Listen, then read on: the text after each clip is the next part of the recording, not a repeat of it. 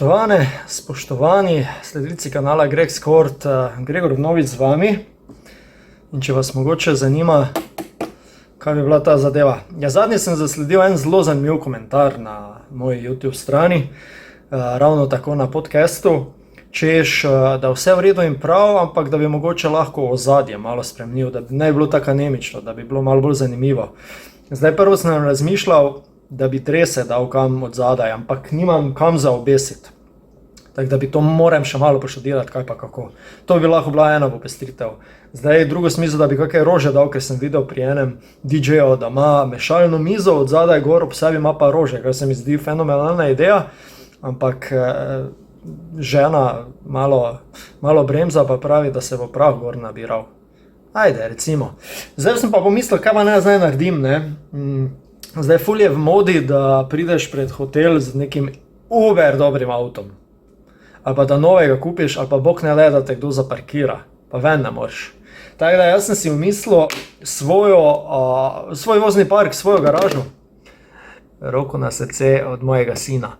Ampak vseeno, evo, malo bo pestrimo ozadje, oziroma to sploh ne bo ozadje, ampak bo od spredaj pred mano. Malo za šalo, malo pa za res. Imamo končno nekaj spodbudnega za govoriti z zelo velikim veseljem. Bom z vami delil svoje občutke glede na zadnjo pripravljalno tekmo košarkarske reprezentance in sicer proti Nemčiji povratno. Zdaj na prvi sem bil, o prvi sem že govoril, ni bilo vse v redu, oziroma dosti tega ni bilo v redu, medtem ko na drugi tekmi, povratni tekmi, sicer znova poraz proti Nemčiji, ampak dosti bolj sprejemljiv. Vse okoli tega poraza je bilo veliko bolj sprejemljivo. 80-70 je bila boljša Nemčija, ki je bila v nasprotju z prvim srečanjem bolj popolna v svoji postavi. Dennis Schröder je igral, Mao Dološe sicer ne, Franz Wagner je spet dal svoje in ostali. V glavnem Nemci so bili praktično polni. Mi na drugi strani, kar je zelo zanimivo, smo pa pogrešali Luko Dončića. In kako jaz gledam na to in kje imamo zdaj problem, kjer imamo čisto super zadevo, o tem bom spregovoril. No, bi vas pa predtem povabil, da če ste tukaj vnovič oziroma novi za podobne analize in pa highlightse, vljudno vabljeni, da se naročite na moj kanal. Takole, evo garaža, mogoče je čas, da te damo malo nazaj, pa da damo mene malo bolj hop. Zdaj tole tukaj, tega zdaj ne bom rešil. Jevi ga, pač takšna je ura, kaj pa če je malo bolj sem, vse isto. Nema veze. Slovenija, Nemčija oziroma Nemčija, Slovenija. Prvi četrtina 19-19, v drugi se je ostavilo, tisti, kjer ste gledali oziroma kdo ne, mislim, da 21-0 rezultat, delovalo je, da bo to hudo grdo. Ampak tretja četrtina, karakter. To me je pa navdušilo. Prvo kot prvo samemu sebi so dokazali fantje, da lahko spreobrnejo. Zdaj, ali je bilo to nekaj podcenjevanja strani nasprotnika, mene sploh ne zanima. Mi smo naredili tisto, kar je bilo potrebno. Kje se je to po mojem mnenju najbolj vidno? Skok smo držali koliko toliko izenačen. Nismo dobivali toliko košev iz drugih akcij, to je ena zadeva. Druga, obramba. Držali smo koliko se je dalo trdo obrambo, nismo puščali nekih brezveznih točk, na koncu smo jih prejeli vse skupaj 80, pa še to bi lahko bila celo malenkost manjša številka na koncu. Ampak okej, zelo spodobno. Mi se pogovarjamo, da smo igrali proti svetovnim prvakom v praktično polni postavi. Brez Dončića. Super. Niso smo se ustrašili, menjavali smo, rotirali smo, mladi so igrali, mladi so izkoristili priložnost, za koga se celo tako zgledilo, kot da je mogoče dobil vstopnico za Evropsko prvenstvo. Mogoče. Upam pa, nekaj vmes se je zgledalo je, da lažje poškodoval Mark Padjen, pa res upam, da ostane pri tem. Če ima kdo kakršnekoli novice, ga prav lepo povabim, da spodaj pokomentira, ker jaz najnovejših informacij nimam, kaj je z Padjenom. To plus vas seveda povabim absolutno, da pokomentirate spodaj vaše videnje na vse skupaj in o tem, kaj bom govoril, kakšen všeček, da spodbudi algoritem in tako naprej. Če se na hitro dotaknem strelcev, kot grejo na KZS po vrsti. Krampelj, 10.5 skokov. Krampelj je imel svojih 10-15 minut na tej tekmi perfektnih. Zato sem omenil, da si je mogoče kdo že tukaj kupil vstopnico. Mislim, da je na obeh tekmah odigral za odtenek bolje od Alena Omića, ki naj bi bil prvi center oziroma ki se prioritizira kot prvi center. Malo se še Omić lovi tukaj v igri. Dobro, ok, čas je še, ampak mislim, da celo Krampelj malenkost bolj paše Luki Dončiću, kar se sloga igre tiče, je pa res, da ima Omić neprimerno več izkušenj. Ampak bomo videli. Padjen torej 5 točk, Nikolić 12, 4-5 trojke vmes, če se ne motim. Prepelič 8 točk, še z ogromno rezervami. Prepelič nekaj žog je izgubil v preveliki želji mogoče, ampak zelo korektna tekma.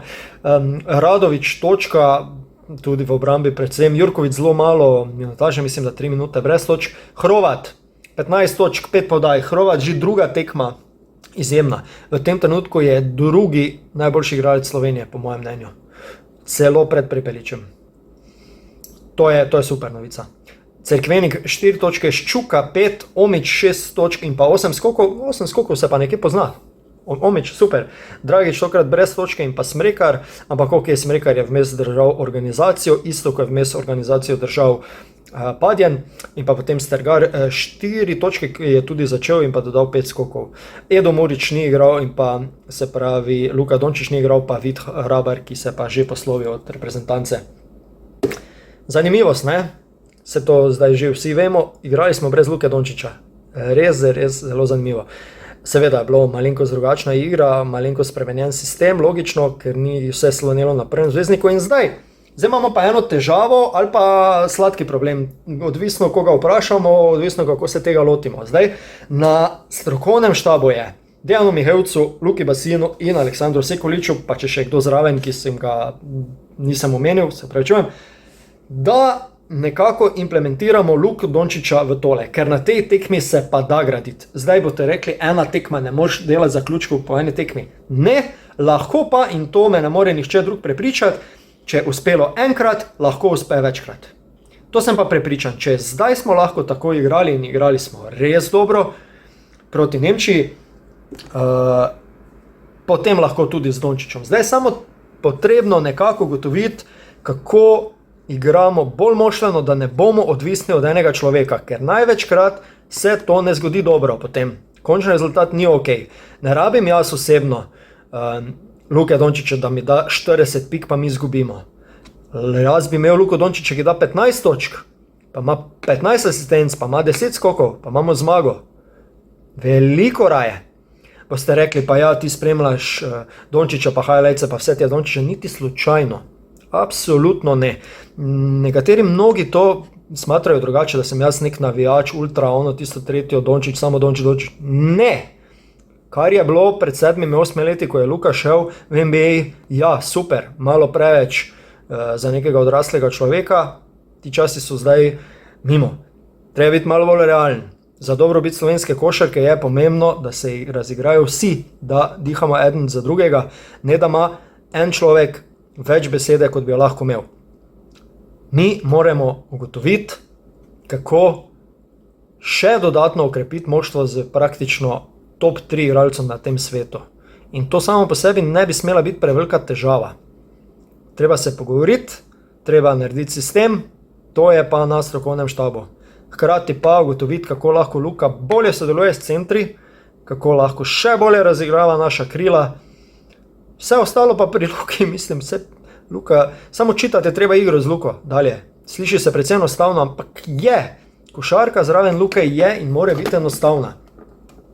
On je tisti, ki more razigravati, on je tisti, ki more dosegati koše in ne nazadnje vsi skupaj pa moramo stremeti k temu, da bomo dosegli čim boljši rezultat. Še vedno trdim, da je treba biti realen, da naša zasedba na papirju niti približno ne kotira tam kot katere druge reprezentance, recimo Srbija je včeraj se znesla samo nad Ciprom za +60 ali koliko je bilo, kar je nerealno. Še vedno so tukaj Nemci, svetovni prvaki, ki bodo še nekaj časa skupaj, tako kot vse ostale reprezentance, in bo to še malo večji stroj, še posebej, ko se zažene Dennis Schröder.